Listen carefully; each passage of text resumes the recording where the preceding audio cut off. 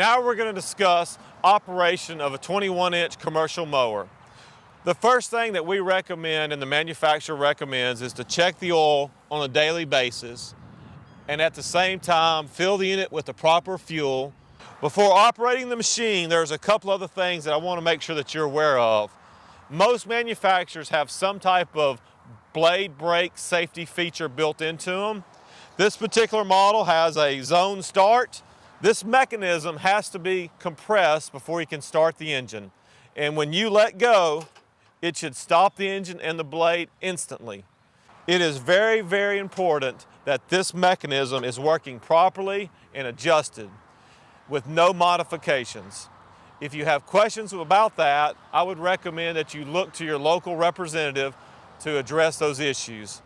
The second feature on these machines that you need to make sure that you're aware of when you're dealing with a self-propelled mower, and that is the self-propelled lever mechanism right here.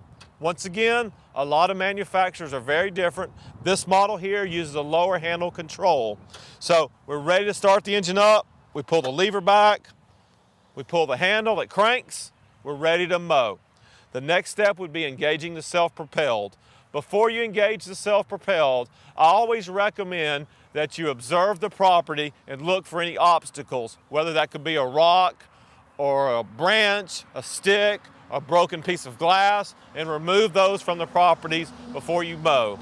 Once you're finished mowing, a lot of engines, they recommend that you idle the RPM down before you release the zone start cable. This particular model does not have that feature, so once you're finished mowing that property, simply release the handle and we have shut the engine off. The last thing I want to cover is when transporting these machines from job to job is they usually have a fuel shutoff valve.